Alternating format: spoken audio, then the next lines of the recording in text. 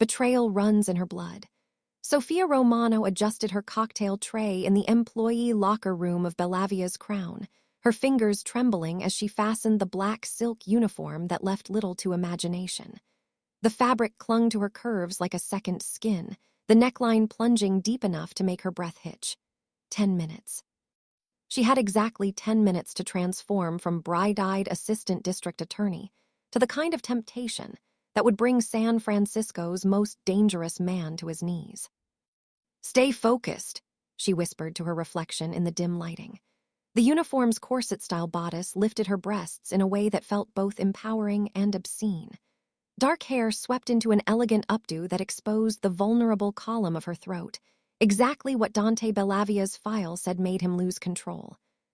Hi friends, if you're hooked in and ready to enjoy this story, please click subscribe and let me know in the comments where you're watching from, because tomorrow I'll be giving you another story as interesting as this one so you don't miss it.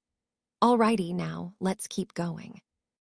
Brown eyes that held secrets no one could see, rimmed with smoky shadow that promised sin. Her burner phone buzzed in her locker. She almost ignored it, but her handler's code flashed on the screen, sending ice through her veins despite the heat pooling low in her belly. Tonight, seduce him, whatever it takes. He has a weakness for women who fight back. Sofia's hand found the small recording device hidden in her bra strap, nestled between breasts she'd been told to weaponize. 3 years of preparation, a lifetime of grooming for this moment. One mission, destroy Damiano, Dante, Bellavia from the inside out. But the message that followed made her blood run cold. "Your mother sends her regards. She's watching. Don't disappoint the family." Sofia's breath caught. Her mother was dead, had been for 15 years or so she'd been told, unless... She closed her eyes, steadying her breath against the revelation trying to claw its way up her throat. Just another performance. You've been performing your whole life. Figure out the lies later. But when she opened them again, the woman staring back looked like a stranger. Maybe because that's exactly what Sofia Romano was. A carefully constructed lie wrapped in designer lingerie and red lipstick, walking into the lion's den with secrets even she didn't know she carried. Her phone buzzed one final time. He's asking about the new girl. Specifically asked for you by name. He knows something, be careful. How could Dante Bellavia know her name? She'd used an alias for the application. Unless someone had told him. Unless this entire mission was compromised before it even began. Sofia allowed herself exactly 3 seconds of fear before shoving the phone back into her locker, arranging her face into the practiced, seductive confidence expected of Crown girls, and stepping through the employee door into the main floor. The opulent interior of Bellavia's Crown hit her like a physical force, all dark leather, crystal chandeliers, and the scent of expensive cigars and older money mixed with something more primal. Testosterone, power, danger. This was Dante's kingdom, and she was about to become either his biggest mistake or his perfectly laid trap. The club's main floor thrummed with barely contained power and sexual tension. Not music. The jazz quartet in the corner played something low and sultry, but the kind of power that came from men who controlled the city from the shadows and took what they wanted without asking permission. Sofia recognized faces from her surveillance photos. Dante's lieutenants, all of them watching her with the kind of hunger that made her skin prickle. His business partners, both legitimate and otherwise. Rival family representatives here for carefully orchestrated negotiations that probably involved more than just territory. And there, in the private booth that overlooked everything like a throne, sat Damiano Bellavia himself. The photographs hadn't prepared her. In surveillance images, he'd been handsome in a cold, calculating way, sharp jawline, dark eyes that missed nothing, the kind of face that belonged on a Fortune 500 CEO rather than a crime boss. In person, he was devastating in a way that made her thighs clench involuntarily. Not just handsome, but magnetic in a way that felt dangerous, primal, like standing too close to a predator that was deciding whether to devour you slowly or quickly. He wore a 3-piece suit that probably cost more than her real monthly salary, charcoal gray that matched the silver threading through his dark hair at the temples. But it was the way he wore it that made her pulse race. the jacket open, vest hugging a body that clearly didn't get that physique from sitting behind a desk. Everything about him screamed control, unleashed violence, from the way his long fingers caressed his whiskey glass to the measured way his dark eyes tracked every movement in his domain. When those eyes landed on her, Sofia felt it like a physical touch. Hungry, assessing, knowing. New girl, Marco, the floor manager, grabbed her elbow with fingers that bit too hard, breaking the spell. You're on VIP section. Don't speak unless spoken to. Don't make eye contact unless he tells you to. And whatever Mr. Bellavia wants, and I mean whatever, you smile and deliver. Capus. The implication was clear. Her body was part of the service. I know the rules, Sofia said, her voice coming out huskier than intended. She pulled free with just enough resistance to seem confident but not insubordinate. Marco's eyes traveled down her body in a way that made her want to shower.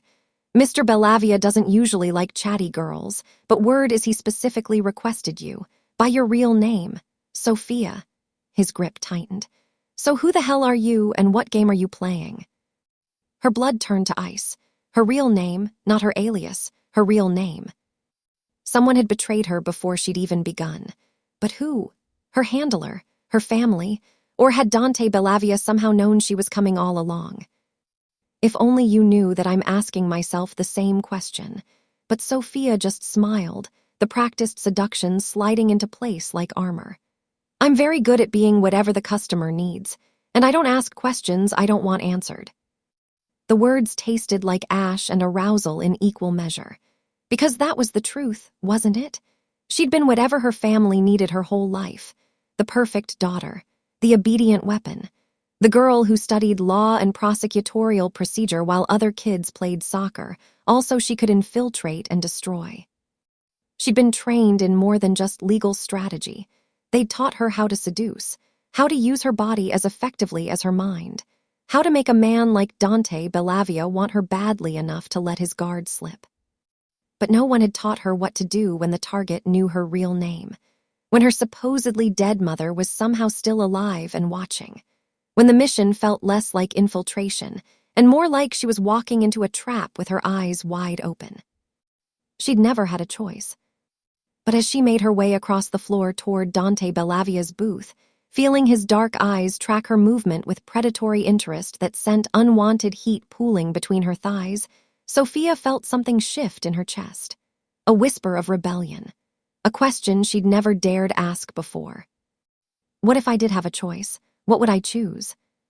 The answer terrified her more than any crime boss ever could. Because somewhere in the 3 years of preparation, Sofia had started to wonder if destroying Dante Bellavia was justice. Or just another cycle of revenge she'd been born into without consent. And now, with her real identity exposed and her mother apparently risen from the dead, she wondered something even more dangerous. What if Dante Bellavia isn't the enemy I was told to destroy? What if I'm the weapon meant to destroy him, and he's the only one who knows the truth? When she reached his booth and their eyes finally met, his dark and knowing, hers defiant despite the feared Dante Bellavia smiled. It was the smile of a man who held all the cards and was enjoying watching someone else realize they'd been playing a rigged game all along. Sofia Romano, he said, her real name a caress and a threat. I've been expecting you. We have so much to discuss about your family, starting with your mother, and why she sent her daughter to seduce me.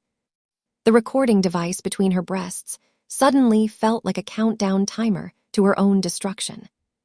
Chapter 1. The Infiltrator. 3 weeks earlier, Sofia Romano had stood in the San Francisco District Attorney's office, reviewing case files on organized crime with the kind of detached professionalism that came naturally after years of practice. Her colleagues knew her as the ambitious assistant DA who stayed late, volunteered for the most challenging cases, and had a particular interest in dismantling the city's criminal enterprises. What they didn't know was that every case she built, every connection she mapped, every weakness she identified in the prosecution's approach, all of it fed directly back to the people who'd raised her for exactly this purpose. You're thinking too much. Her handler's voice had been cold that night in the parking garage, 3 days before she'd applied to Bellavia's crown. Uncle Marco, not the floor manager, but the man who'd trained her since childhood, handed her a manila folder thick with intelligence. "The position opens Friday. You apply Saturday. You start Monday." Sofia had opened the folder to find everything she needed. A perfectly crafted alias, employment history at upscale establishments that would check out under scrutiny, even references from managers who'd been paid enough to remember a girl who'd never actually worked for them. But it was the photograph paper-clipped to the front that made her hands shake. Dante Bellavia, caught in a rare moment of laughter at some charity gala, looking nothing like the monster she'd been told stories about her entire life. "He's the reason your father is dead," Uncle Marco had reminded her, as if she could forget the story that had been burned into her soul. "The Bellavias took everything from us. Now you take everything from him." The words had echoed in her mind during the interview, when Marco, the actual floor manager this time, a different Marco, had looked her up and down like merchandise and asked if she was comfortable with high-profile clientele. She'd smiled and said all the right things, knowing that her application had already been flagged, that Dante's people had already run background checks that would find exactly what they were supposed to find. A young woman with expensive tastes and law school debt, ambitious enough to work in a place where the tips came with strings attached. She got the call 24 hours later. Now, standing in that locker room with her real identity exposed before she'd even begun, Sofia realized the game had changed. Dante Bellavia knew her name. Her supposedly dead mother was alive and watching, and the recording device pressed against her racing heart felt less like a weapon and more like evidence of her own deception. The main floor was a study in controlled chaos. Girls in uniforms like hers moved between tables with practiced grace, their smiles never quite reaching their eyes. The clientele ranged from Silicon Valley executives to men whose faces she recognized from FBI watch lists. Everyone here had secrets. Everyone here had something to lose. Sofia had researched Dante Bellavia obsessively. Born into the life, elevated to boss at 28 after his father's assassination, a hit that her family swore they hadn't ordered but celebrated nonetheless. In the 15 years since, he'd transformed the Bellavia organization from a traditional crime family into something more sophisticated. Legitimate businesses fronting for money laundering, tech investments that allowed digital tracking of rivals, even political connections that made him untouchable by conventional law enforcement. He was 43 now, never married, no children on record, rumored to be ruthless with enemies and generous with loyalty. The FBI had tried to flip his lieutenants for years without success. He inspired the kind of devotion that came from fear and respect in equal measure. And he was watching her. Sofia felt his gaze like a physical touch as she moved through the crowd, balancing her tray with the kind of practiced ease that suggested this wasn't her first rodeo. She'd trained for this, not just the cocktail service, but the performance of being someone who belonged in his world, someone worth noticing. When she finally allowed herself to glance toward his booth, their eyes met across the smoky room. For a moment, everything else fell away. The jazz quartet, the murmur of conversations, the clink of glasses. Just her and the man she'd been sent to destroy, locked in a silent exchange that felt like the opening move of a chess game neither of them was certain they could win. Dante raised one hand, a subtle gesture that somehow commanded absolute attention. Marco materialized at her elbow instantly. "Mr. Bellavia wants you at his table," the floor manager said, his earlier suspicion replaced with something that looked almost like pity. "Whatever he asks for, you deliver, and Sofia—" He leaned closer, his breath hot against her ear. "He doesn't ask for girls by name unless he has plans for them, so smile pretty and remember you wanted this job." Sofia lifted her tray, her pulse thundering so loud she was certain everyone could hear it. She'd prepared for this moment for 3 years. She knew exactly what to say, how to act, what to do to make Dante Bellavia want her badly enough to let her into his world. What she hadn't prepared for was the predatory satisfaction in his smile as she approached, or the way her traitorous body responded to the heat in his dark eyes. "Sofia Romano," he said softly as she reached his booth, and hearing her real name from his lips felt like a door slamming shut on any hope of escape. Please, sit down. We have so much to discuss. Chapter 2. The Claim.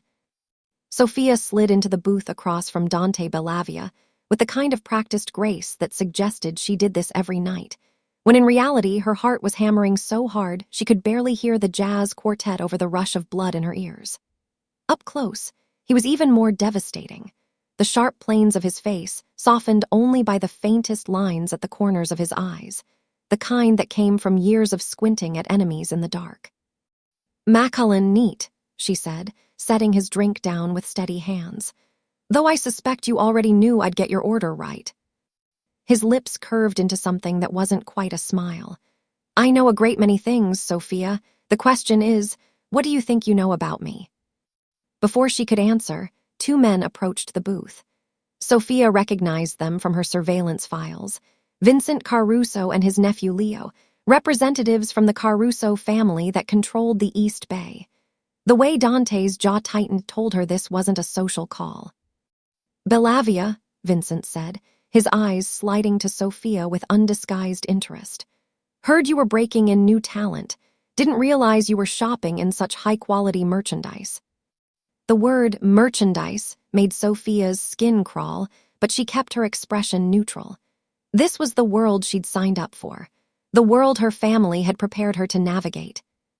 "Mr. Caruso," Dante's voice dropped several degrees, "I don't recall inviting you to my table." "Just being neighborly." Vincent's nephew Leo moved closer, his hand reaching toward Sofia's shoulder. "Maybe when you're done with her." Dante was out of his seat before Leo's fingers made contact, his movement so fluid and fast that Sofia barely registered it before he had the younger Caruso pinned against the booth, one hand wrapped around his throat. The entire club seemed to hold its breath. "Touch what's mine," Dante said softly, his voice carrying despite its quiet intensity, "and I'll feed you your own fingers." He released Leo with enough force to send him stumbling. "She's mine now, spread the word." Sofia's pulse raced for entirely different reasons as Dante settled back into his seat, adjusting his cufflinks as if he hadn't just publicly claimed ownership of her. The Carusos retreated with murder in their eyes, and Sofia knew with certainty that she'd just been painted with a target. "That was," she started, but Dante cut her off. "Necessary. You'll understand soon enough." He lifted his glass, his dark eyes never leaving her face. "Tell me, Sofia Romano with the Stanford law degree and the fake employment history, what exactly did your family promise you in exchange for this suicide mission?" Her blood turned to ice. He knew. Everything. The law degree she'd hidden, the fabricated background, the family connection, which meant he'd known before she'd even walked through the door. This entire night had been a game where she was the only one who didn't know the rules. "I don't know what you're talking about," she said automatically, but the tremor in her voice betrayed her. "Don't insult my intelligence." Dante leaned forward, his scent, expensive cologne and something darker, more primal, overwhelming her senses. "I've known about you since you were 18 years old, taking your LSATs and planning to infiltrate the DA's office.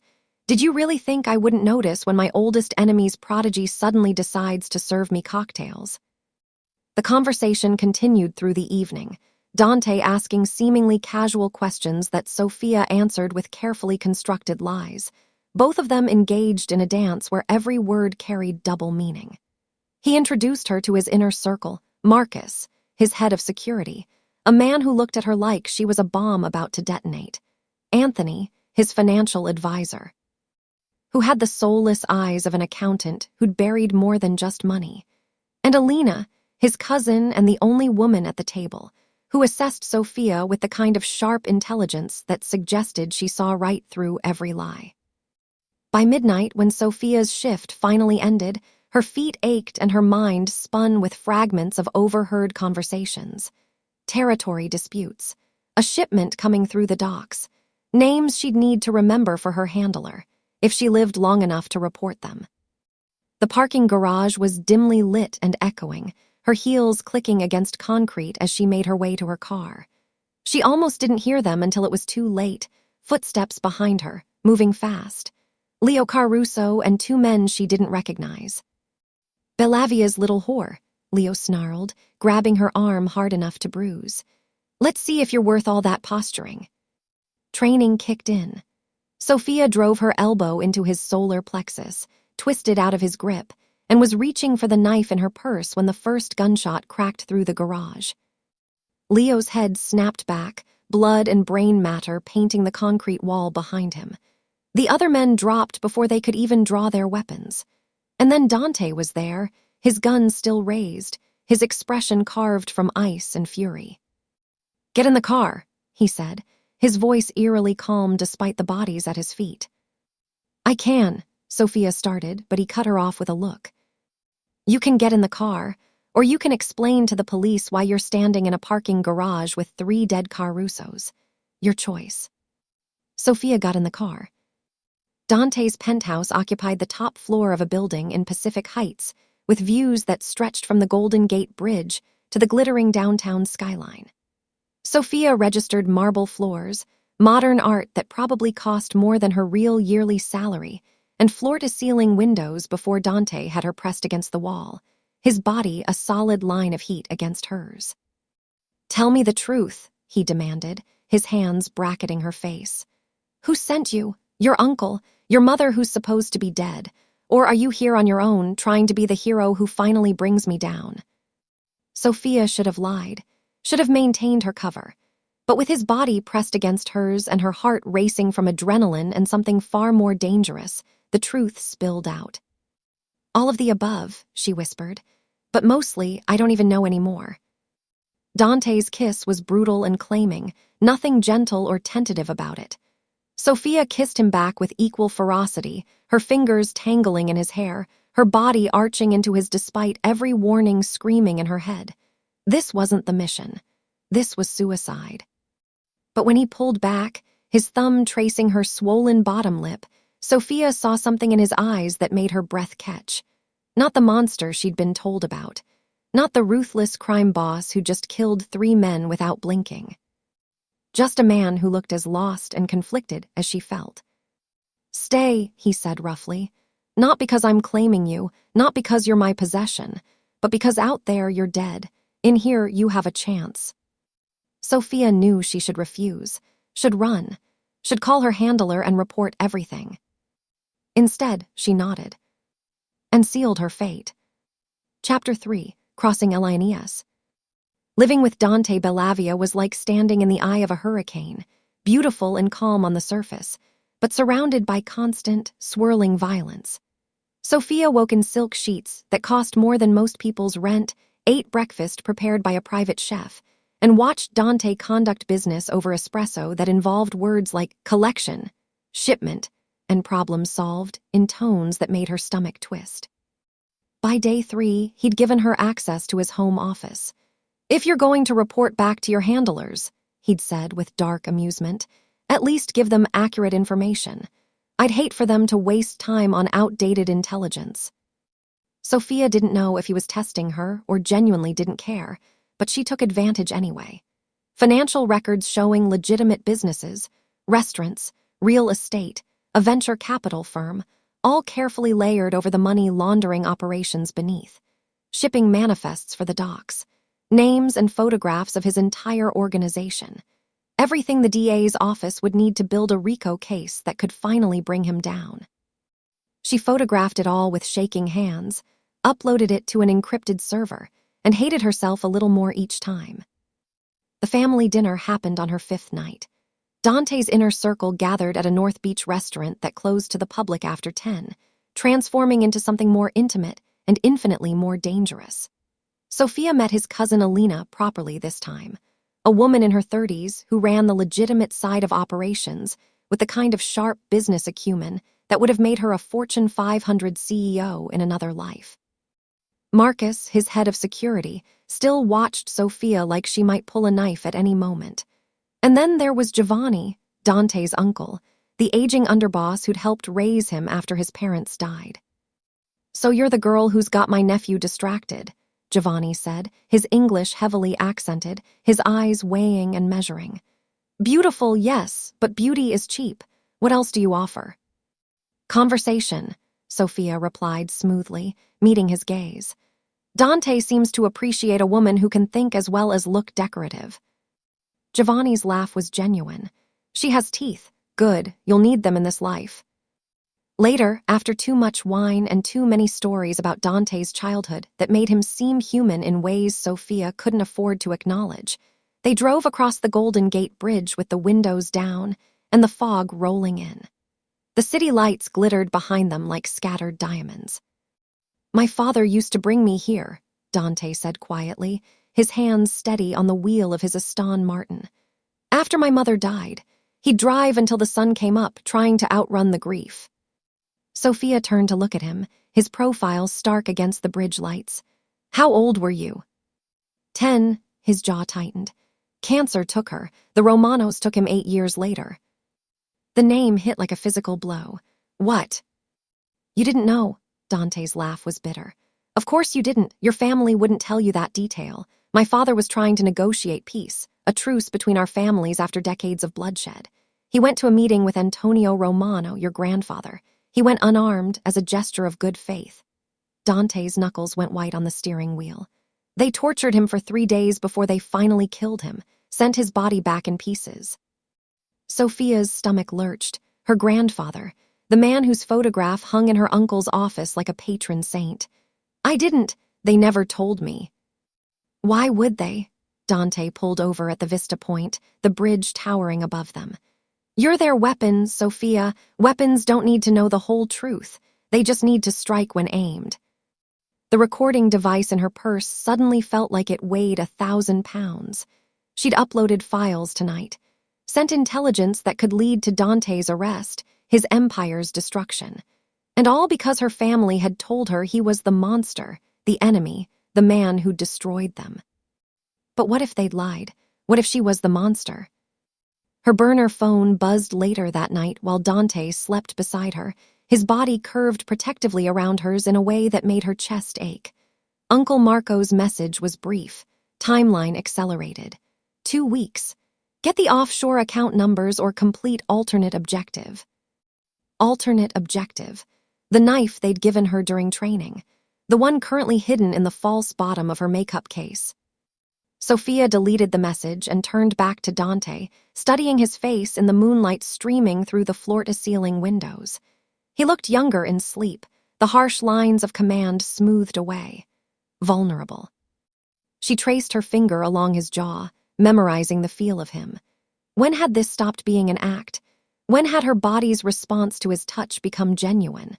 When had she started looking forward to their late-night conversations, his dark humor, the way he listened to her opinions on everything from politics to art as if her thoughts actually mattered? Can't sleep. Dante's voice was rough with sleep, his arm tightening around her waist. Just thinking. Dangerous habit. He pulled her closer, his lips finding the sensitive spot below her ear. Think less, feel more. His hands moved over her body with possessive certainty, igniting nerve endings she hadn't known existed. Sofia surrendered to it, to him, knowing she was crossing a line she could never uncross. This wasn't information gathering. This wasn't maintaining her cover. This was falling.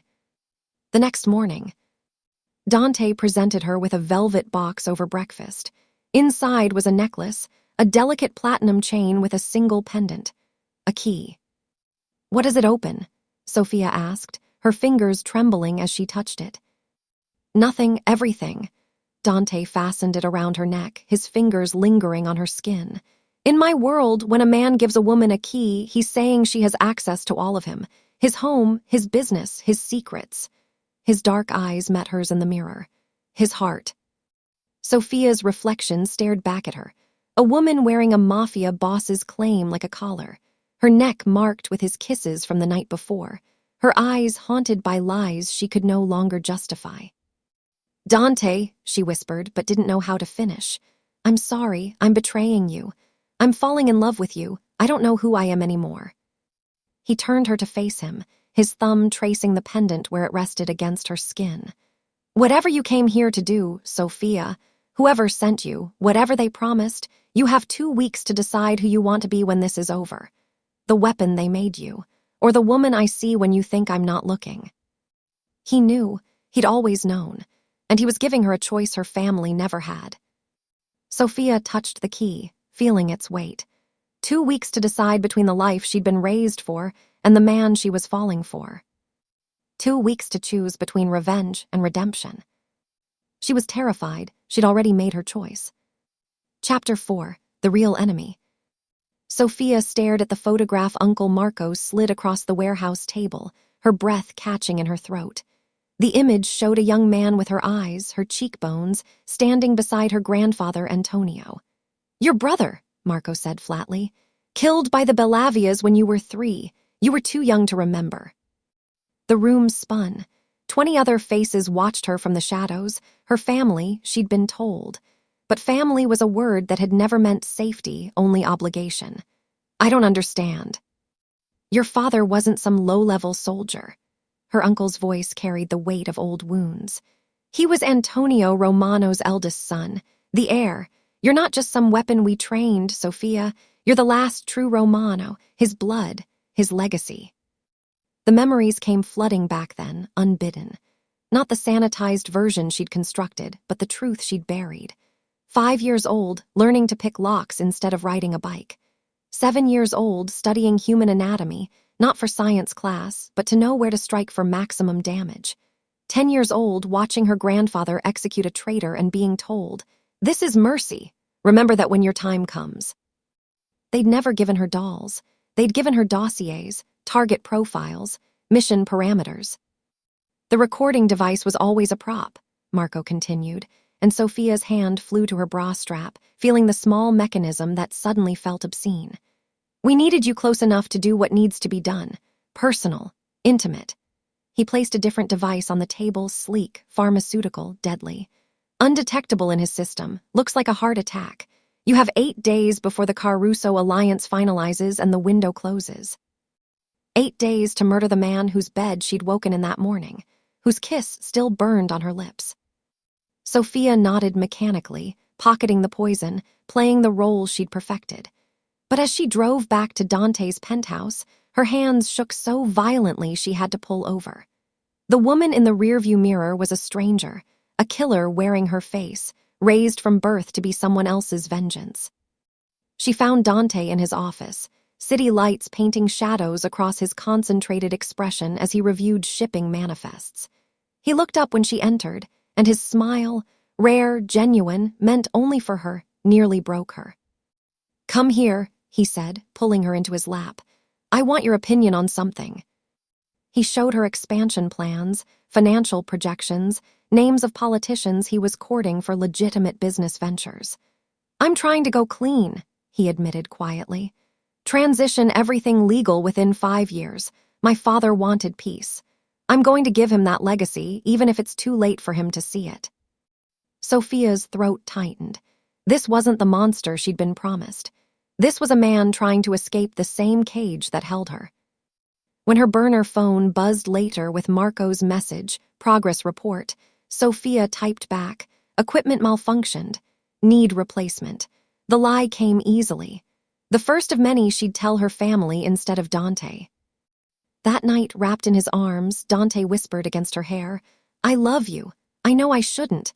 I know what you are, what you came here to do. But I love you anyway." Sofia's chest cracked open, bleeding truth she couldn't speak. Because she loved him too. And love, she was learning, was the most dangerous weapon of all. Chapter 5. Empire of Lies. The conference room at the Fairmont overlooked the bay, but the view was wasted on the 5 family representatives who'd gathered for what Dante called a territorial realignment.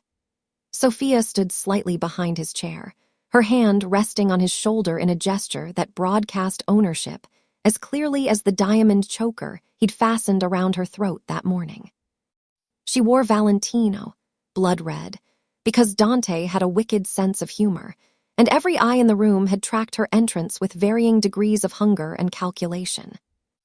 "Gentlemen," Dante said smoothly, his fingers finding hers where they rested on his shoulder. "You know Sofia, my partner. She'll be sitting in on all future negotiations." The word partner sent ripples through the room. Not girlfriend, not mistress. Partner. In this world, that meant power, access, trust that could get a man killed if misplaced. Vincent Caruso's replacement, a skeletal man named Polly, leaned forward. Your father never brought women to the table, Bellavia. My father's been dead 15 years. Dante's voice carried steel beneath the courtesy. I'm not my father. The meeting dragged through territorial disputes and profit-sharing arrangements, the kind of bloodless negotiations that masked the violence simmering beneath. Sofia memorized every detail, shipment routes, political contacts, the fault lines between families that could be exploited. Information her uncle would kill for. Information she was no longer certain she'd deliver. She was so focused on the financial projections that she almost missed it, the subtle shift in Polly's posture, the way his hand moved toward his jacket pocket. Training kicked in before conscious thought. Sofia's stiletto heel caught his wrist as he drew the gun, her other hand grabbing the champagne bottle from the ice bucket and bringing it down on his skull with enough force to shatter crystal and bone. Polly crumpled. His gun clattered across marble, and 5 of Dante's men materialized from the shadows, weapons drawn, before the other family representatives could even process what had happened. Dante stood slowly, his expression carved from ice. Gentlemen, it appears the Carusos have forgotten the terms of our ceasefire. He stepped over Polly's groaning form, his hand finding the small of Sofia's back. My partner just saved several of your lives. You're welcome. The ride back to the penthouse was silent, Dante's jaw tight with controlled fury. But once the door closed behind them, he pressed her against it, his forehead resting against hers. You could have been killed. So could you. Sofia's hands fisted in his shirt, feeling his heart racing against her palms. I wasn't going to let that happen. Why? The question was raw, vulnerable in a way she'd never heard from him. You're supposed to want me dead, remember? This would have been the perfect opportunity. Because I love you. Because somewhere between the lies and the manipulation, this became real. But Sofia couldn't say that, not yet, so she kissed him instead, desperate and claiming, pouring everything she couldn't voice into the press of her lips against his. They made love on the floor of his office, surrounded by the files and financial records that contained enough evidence to destroy him. Her dress rucked up around her waist, his shirt hanging open, both of them too desperate for each other to make it to the bedroom. Afterward, tangled together on Italian leather and expensive wool, Dante traced patterns on her bare shoulder. There's a traitor in my organization, he said quietly. Someone's been feeding information to the feds. 6 months of intelligence leaks, surveillance patterns that shouldn't be known outside my inner circle. Sofia's blood froze. He was talking about her. Marcus thinks it's Anthony. Elena suspects one of the dock supervisors. Dante's fingers found her jaw, tilting her face toward his. I think it's someone closer, someone who knows me well enough to know exactly what would hurt most. Who? The word barely made it past her constricted throat. I don't know yet. His dark eyes searched hers. But when I find them, I'll have to make an example. It's the only way to maintain control, to keep the other families from seeing weakness. He pressed a kiss to her forehead, tender despite the violence in his words. Even if it destroys me to do it. Sofia's burner phone lit up hours later while Dante slept, her uncle's message blunt and threatening. Your mother wants to speak with you. Tomorrow, Pier 39. Noon. Don't make us come get you. Her mother, the woman who was supposed to be dead, who'd somehow orchestrated this entire nightmare from beyond the grave. Sofia wanted to refuse, to delete the message and pretend she'd never seen it. But you didn't refuse a Romano summons, not if you wanted to survive. She slipped from bed, padding to Dante's office in nothing but his shirt. The files were all there, meticulously organized, offshore accounts, shell corporation structures, every piece of his empire laid bare. She could photograph it all, send it to her uncle, fulfill the mission she'd been raised for. Instead, she found herself opening his desk drawer, pulling out the leather portfolio he'd been working on earlier. Inside were architectural plans, business proposals, legal documentation for transferring assets into legitimate holding companies. Notes in his sharp handwriting. Transition timeline, 3 years. Full legitimacy, 5 years. Clean slate for the next generation. He wasn't just talking about going legal. He was actually doing it. Dismantling the criminal empire his family had built, piece by careful piece, trying to give his future, their future, something better than blood and violence. Sofia pressed her palm against the pages, feeling the weight of his hope. Her family had raised her to be a weapon, but Dante was showing her she could be something else, someone who chose redemption over revenge. The question was whether she'd survive long enough to make that choice. She returned to bed, curling against Dante's warmth, and felt the poison vial in her discarded purse burning like a brand. 4 days left. 4 days to decide who she wanted to be. The woman her family had made, or the woman Dante believed she could become. Chapter 6. The Trap TIGTNS. The FBI surveillance van was parked 3 blocks from Dante's building. Sofia knew because she'd spotted it on her morning run, the same nondescript panel van that had been rotating positions for the past week. Special Agent Chen was running the operation. She'd recognized his voice through the wire she'd worn during her brief, genuine stint at the DA's office.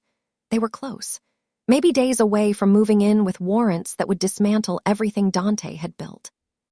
"If they come for me," Dante said over breakfast, sliding a manila envelope across the marble counter, "you go to this address, the deed's in your name. Cash, passport, new identity, you disappear."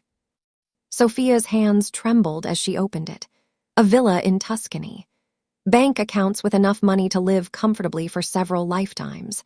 Documents that would make Sofia Romano cease to exist, replaced by someone clean, untraceable, free.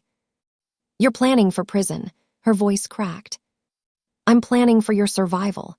He cupped her face, his thumb tracing her cheekbone. "Everything I've done, every risk I've taken to go legitimate, it might not be enough. The things I did before you, Sofia, they don't just disappear because I've decided to change. But you can have a different life." She wanted to tell him the FBI wasn't his biggest threat, that the real danger was sitting across from him, wearing his shirt, breaking under the weight of loving him while plotting his destruction. The meeting with her mother happened in a warehouse south of Market, not the public pier her uncle had mentioned. Sofia should have known better than to trust the location. She should have known it was a trap the moment she walked in and found not just Uncle Marco, but 8 armed men and a woman who looked like an older, harder version of herself. "Mama," Sofia whispered, the word foreign on her tongue. "Figlia," her mother's smile was cold. "You've had 3 weeks, he's still breathing. Are you compromised or simply incompetent?" The slap came fast, splitting Sofia's lip. She tasted copper and shame. "The FBI moves in 72 hours, Marco said, pulling out surveillance photos of Agent Chen's team. "Which means we move first, tomorrow night. Bellavia's hosting a charity gala at the museum. Public, cameras, witnesses. You'll slip the compound into his champagne during the toast. Heart attack, tragic, clean." "And if I refuse?" Sofia's hand found the key pendant at her throat, the one Dante had given her that meant access to everything, including his heart.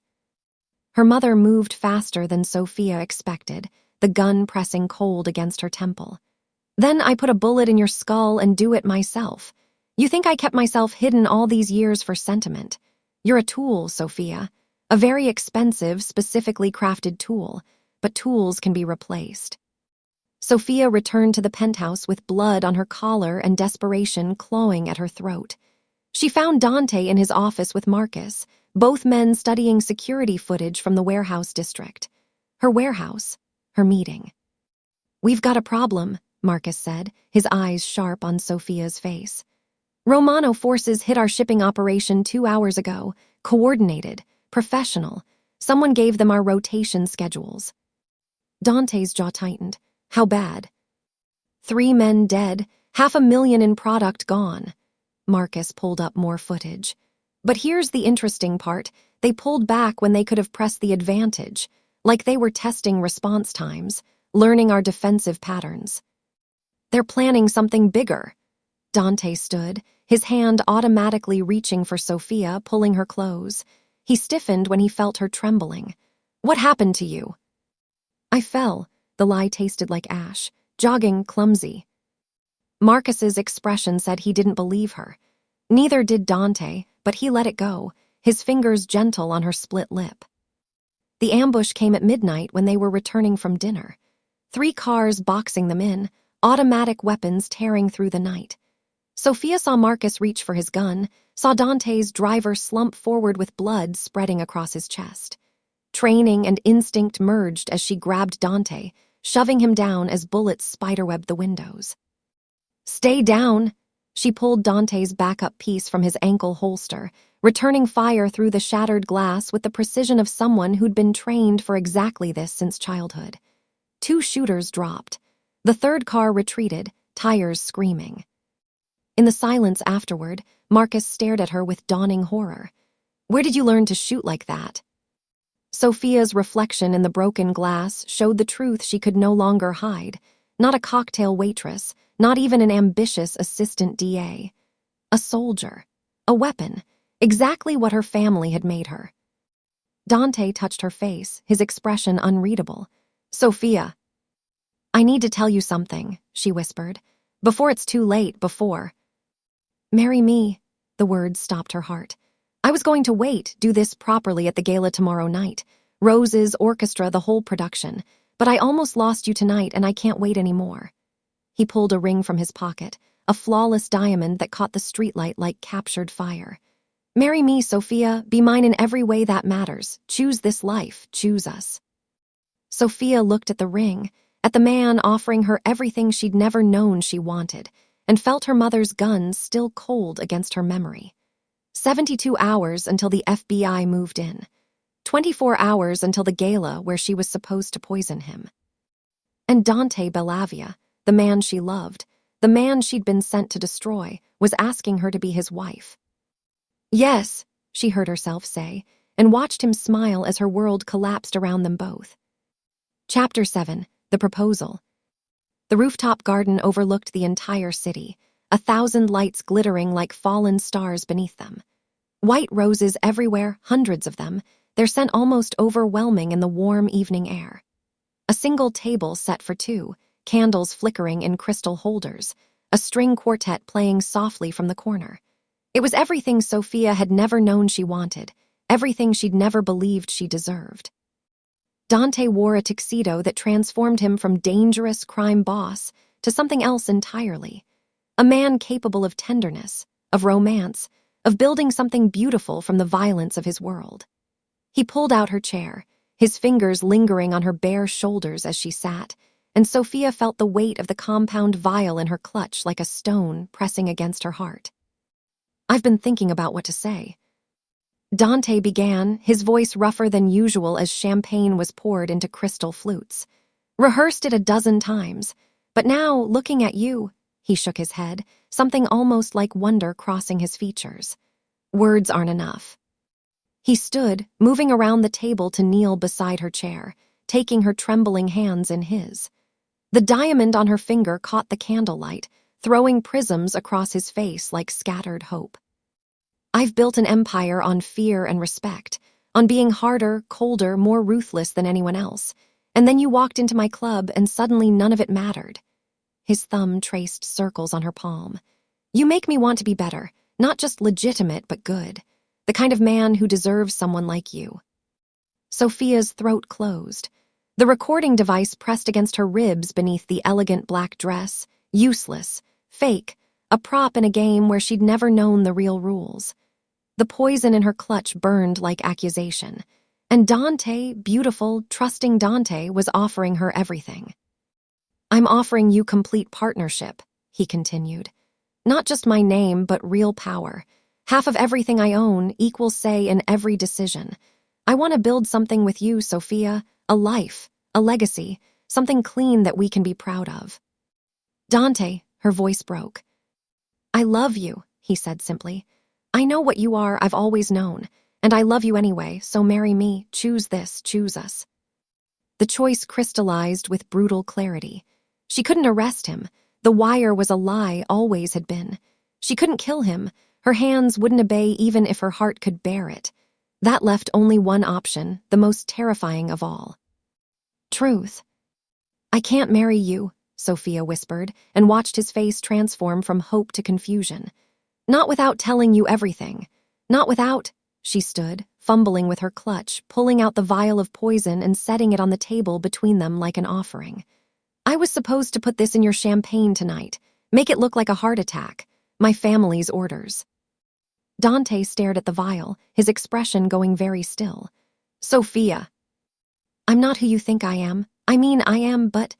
The words tumbled out in desperate confession. Antonio Romano was my grandfather, the man your father went to for peace talks, the man who tortured him. That's my blood, my family. They raised me for this. The law degree, the DA's office, all of it was preparation to infiltrate your world and destroy you from the inside. She yanked at her dress, exposing the recording device taped between her breasts. This is fake. Always was. They never wanted evidence. They wanted me close enough to kill you personally. Intimate, undetectable. Tears streamed down her face. I've been uploading your files, your shipping schedules, everything. I'm the traitor Marcus has been looking for. It's me. It's always been me. Dante rose slowly, his face carved from ice and fury. How long? Since the beginning, since before the beginning. Sofia's voice shattered. But somewhere along the way, it stopped being about the mission. I fell in love with you, and I don't know how to be both things, the weapon they made me and the woman who loves you. So I'm choosing you.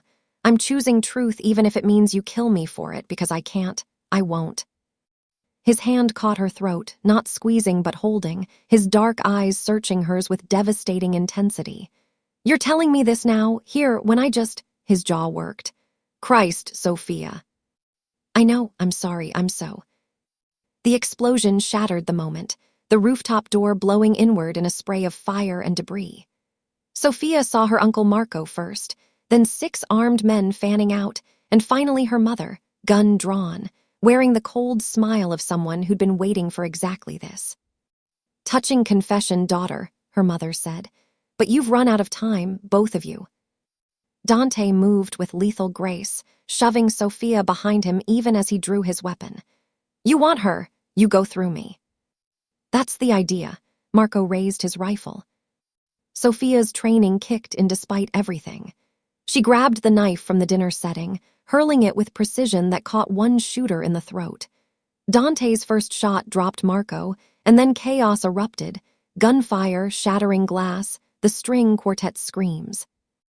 They moved together with the synchronicity of partners who knew each other's rhythms, who'd learned each other's bodies in intimacy, and now applied that knowledge to violence. Sofia grabbed a fallen weapon, providing cover as Dante moved. He protected her instinctively, even as betrayal still blazed in his eyes. Her mother advanced through the smoke, her gun trained on Dante. You were supposed to be mine, she hissed at Sofia. My weapon, my revenge, and you chose him. I chose myself, Sofia said, and pulled the trigger. The shot went wide, intentionally. Warning, not murder, but it gave Dante the opening he needed. His bullet found its mark, and Sofia's mother crumpled, blood spreading across marble tile like spilled wine. In the sudden silence, surrounded by bodies and broken roses, Dante turned to Sofia. His hand still gripped his weapon, but his eyes held something more complex than simple rage. Betrayal, yes. Hurt that cut deeper than any bullet. But beneath it all, stubborn and undeniable, the love that had made him offer her everything just moments before. We're not done, he said roughly. But right now we survive, then we talk. Sofia nodded, tasting blood and tears and something that might have been hope. They'd crossed a line tonight that couldn't be uncrossed. But they'd crossed it together, fighting side by side against the family that had made her a weapon. Maybe that was enough to build something new on, if they survived long enough to try. Chapter 8, Blood and Choice. The penthouse had become a war zone. Dante's security system screamed warnings as Romano forces breached the lower levels, systematic and professional, exactly the way Sofia had been taught. She watched the monitor feeds with her heart hammering, counting tactical formations, recognizing her family's signature approach patterns. They'll hit the stairwell first, she said, her voice steady despite the tremor in her hands. Two teams, one loud to draw attention, one quiet through the service elevator. That's Uncle Marco's playbook. Dante's jaw tightened, but he nodded. Marcus, redirect to service access. Elena, lock down the stairwell. He spoke into his comm unit with the authority of a man who'd survived 15 years of this life, then turned to Sofia. What else? They'll expect you to fortify here, make a stand. They're counting on it. Sofia pulled up the building schematics, her legal training merging with tactical knowledge she'd tried to forget. But the penthouse has a weakness. The ventilation system connects to the building next door. That's how they'll flank us. How do you know that? Elena demanded, her gun trained on Sofia with open suspicion. Because I told them. Sofia met her gaze without flinching. 3 weeks ago, I gave them everything, but I'm telling you now, you want to live through this, you listen to me. Dante studied her for a long moment, something shifting behind his dark eyes. Anthony, seal the ventilation. Giovanni, take 4 men to the adjacent building. Anyone coming through that access point, you put them down. He never looked away from Sofia. What else did you give them? Rotation schedules, blind spots in surveillance, your routines. Each confession felt like cutting away pieces of herself. I was thorough. I was good at my job. But you delayed, Dante said slowly, realization dawning. 3 weeks of intel gathering and you kept stalling, the malfunctioned equipment, the missed opportunities. His hand caught her chin, forcing her to meet his gaze. You've been sabotaging your own mission. The first explosion rocked the building before Sofia could answer. The service elevator, exactly as she'd predicted. Then gunfire erupted from multiple directions, stairwell, rooftop access, the adjacent building. The Romanos had committed everything to this assault. Sofia moved on instinct, grabbing the assault rifle from Dante's weapons cache and taking position at the window. She'd spent 3 years studying this building's defenses. Now she used that knowledge in reverse, calling out positions, predicting movements, turning her family's tactics against them. East window, 20 seconds, 3 shooters using the fire escape. Dante's men adjusted, and the shooters never made it past the 15th floor. Service door, they'll breach in 5-4. Marcus was there when the door blew, cutting down the entry team with prejudice. They fell into rhythm, Sofia's intelligence directing Dante's firepower with brutal efficiency. She saw his lieutenant's skepticism transform into grudging respect as her predictions proved accurate again and again. This was what she'd been trained for, not seduction, not infiltration, but war. She was Antonio Romano's granddaughter, and that blood carried generations of tactical brilliance even as it tried to drown her in violence. They're pulling back, Marcus reported, his voice tight with confusion. Regrouping at street level. No, Sofia's blood ran cold as she recognized the pattern. They're not retreating, they're clearing the kill zone for him. The elevator doors opened, and Antonio Romano stepped out flanked by 6 men, his silver hair immaculate despite the chaos, his suit unmarred by blood or smoke. He looked like a king surveying a conquered territory, and his eyes, Sofia's eyes, found her immediately. Bambina, he said softly, the endearment obscene in context. You've made your choice, I see. I'm not your weapon anymore. Sofia raised her rifle, her hands steady. I'm not anyone's weapon. You're a Romano. His voice carried the weight of legacy, of blood that couldn't be washed away. That's not a choice. That's destiny. Your father understood that. Your brother died for that. And you throw it away for this. He gestured dismissively at Dante. For the son of the man who made your grandfather weak, who almost destroyed everything we built. Your grandfather tortured my father for 3 days, Dante said, his gun never wavering. Tell me about destiny, old man. Antonio's smile was cold. And your father trusted a Romano. Look where that got him. At least I taught my granddaughter the truth. There are only predators and prey. She knows which she is. She knows she doesn't have to be either. Dante's hand found Sofia's shoulder, solid and grounding. She gets to choose something else, something better. The decision crystallized with terrible clarity. Sofia looked at her grandfather, the man who'd raised her to be a killer, who'd stolen her childhood and replaced it with training and trauma. Then she looked at Dante, the man who'd known what she was and offered her partnership anyway, who'd given her a key to his kingdom and asked her to build something new from the ashes. "I choose him," Sofia said. "I choose us, and I choose myself, the woman I could be without you pulling the strings." Antonio's expression hardened. "Then you die a traitor." His men moved as one, but Sofia was faster. 3 years of infiltration had taught her every one of their tells, their habits, their patterns. She dropped the first shooter before he cleared his holster, pivoted to take down the second. Dante moved with her, their coordination seamless despite everything, 2 halves of a deadly whole. The firefight was brief and brutal. When the smoke cleared, Antonio Romano knelt in the center of carnage, blood spreading from his shoulder, his men dead around him. Dante's gun pressed against his temple. "Sofia," Antonio whispered, his composure finally cracking. "Family is everything." "I know," Sofia said, tears streaming down her face. "That's why I'm choosing the family I want, not the one I was born into." Marcus arrived with reinforcements as dawn broke over the city, the penthouse a ruin of shattered glass and bullet holes. They counted 7 dead, 3 wounded, and 1 patriarch in restraints who would spend his remaining years in a federal prison cell. Dante's gift to Agent Chen and the FBI, wrapped in enough evidence to dismantle the Romano organization completely. In the aftermath, surrounded by the wreckage of her old life, Sofia found Dante on the balcony, staring at the sunrise with exhaustion carved into every line of his body. "I understand if you can't forgive me," she said quietly. "I wouldn't forgive me." He turned, and the look in his eyes stole her breath.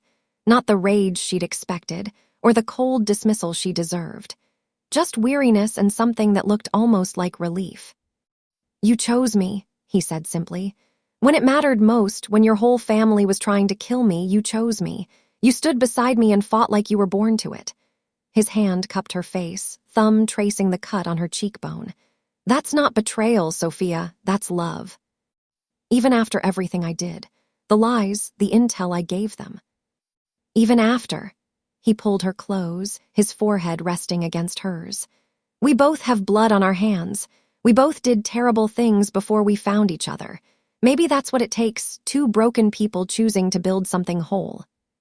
Sofia kissed him then, tasting smoke and tears and the salt of new beginnings. Around them, Dante's people worked to secure the building, to dispose of bodies, to manage the fallout of a war that would reshape San Francisco's underworld. But in that moment, none of it mattered except the feel of his arms around her and the certainty that she'd finally made the right choice.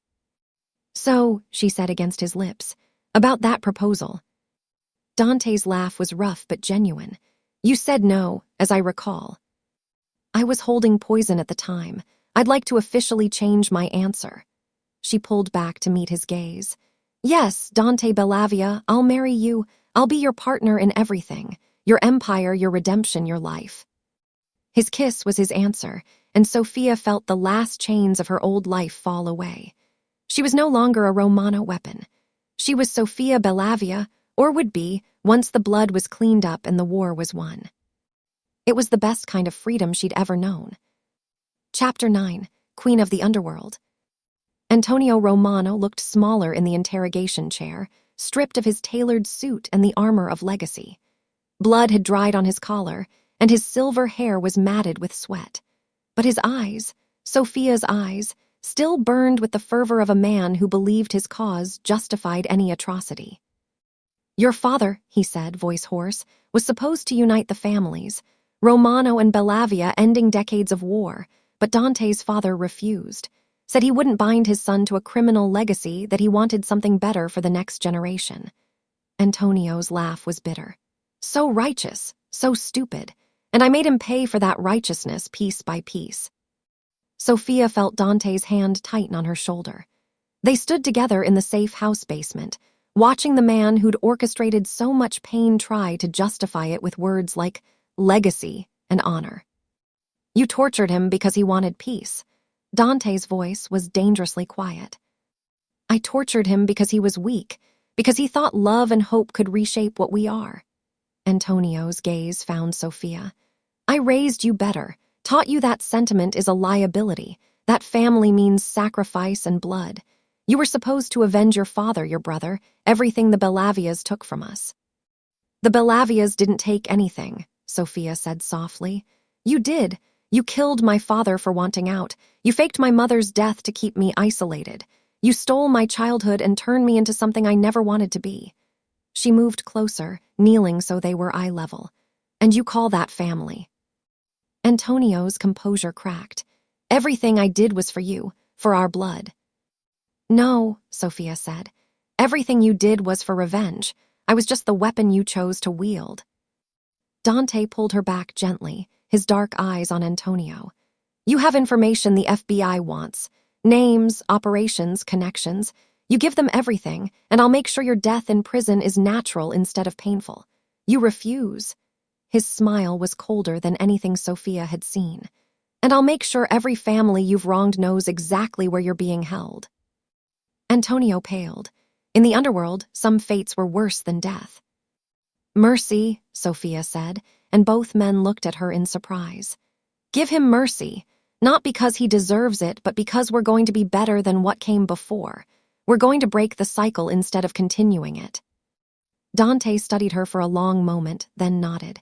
He talks to the feds, full cooperation, and then he disappears into witness protection where he can't hurt anyone else. He leaned close to Antonio. But you try to contact Sofia, you try to rebuild, you so much as breathe in our direction, there's no place on earth you'll be safe. Capus. Antonio sagged in his chair, a king dethroned. Capus. The meeting of the 5 families happened at Bellavia's crown, newly renovated after the assault, gleaming with fresh paint and the promise of new beginnings. Representatives from every major organization in Northern California gathered in the private room where business was traditionally conducted in shadows and threats. Sofia entered on Dante's arm wearing Armani and confidence like armor. The diamond on her finger caught the light, but it was the platinum key at her throat that made several men shift uncomfortably. They knew what it meant, what she represented. Gentlemen, Dante said, his hand settling possessively on Sofia's waist. I'd like to formally introduce Sofia Romano, soon to be Sofia Bellavia, my partner in all things. She has full authority to speak for our organization, to negotiate on our behalf, and to make decisions that will be honored as if they came from me directly. The room erupted in protest. A woman, Romano blood, you can't possibly. I can and I have. Dante's voice cut through the noise like a blade. Sofia dismantled the Romano organization from within, delivered their patriarch to federal custody, and helped us survive an assault that should have ended us. She's earned her place at this table more than most of you earned yours through birth alone. Vincent Caruso's replacement stood. The Romanos are gone. Their territory becomes neutral ground, Sofia interjected smoothly, her voice carrying authority she'd honed in courtrooms and boardrooms. Divided equally among the families for legitimate business development only. No trafficking, no violence, no territorial disputes. We're proposing something radical, gentleman, actual peace. Peace is weakness, someone muttered. Peace is profitable. Sofia pulled out projections, development plans, legitimate investment opportunities. The FBI is watching all of you. One wrong move, and you'll follow my grandfather into federal custody. But if we coordinate, legitimize, present a united front, we can transform this city's underworld into something that makes us all richer and keeps us all free. She'd learned from Dante, from her legal training, from 3 years of studying power dynamics from every angle. And now she wielded that knowledge with precision, turning skepticism into consideration, resistance into cautious agreement. By midnight, they had a framework. By dawn, they had signatures. The wedding happened 6 months later in a private ceremony that blended tradition with the stark reality of their world. No church would host them, so they stood on the rooftop where Dante had first proposed, rebuilt, renovated, transformed into something beautiful again. Elena stood as Sofia's witness. Marcus stood for Dante. Between them, they represented the new alliance, the breaking of old patterns, the possibility of something better.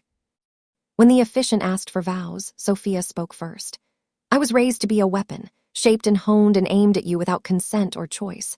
But somewhere in the lies and deception, I found something real. I found you. I found myself. Her voice strengthened. I vow to be your partner, not your possession, your equal, not your subordinate. I choose you every day, Dante. Not because I was commanded to, but because loving you taught me I have the power to choose my own destiny. Dante's thumb traced her knuckles, his dark eyes bright with emotion. I vow to trust you with everything I am. My empire, my secrets, my heart. I vow to build something with you that's worth more than the violence we inherited. And I vow to remind you every day that you're not a weapon. You're a woman who chose redemption over revenge. That makes you braver than anyone I've ever known. The kiss sealed vows that had been forged in blood and betrayal, tempered by honesty, and shaped into something that looked almost like hope. 1 year later, the legitimate tech investment that Dante and Sofia had founded occupied the top 3 floors of a downtown high-rise, its profits clean and substantial. Below the surface, the Bellavia organization still operated, but smaller now, more refined. Money laundering transformed into legitimate banking. Protection rackets became private security consulting. Violence became the exception rather than the rule. Sofia reviewed acquisition reports in their shared office, her Stanford law degree finally put to use in ways that didn't require deception.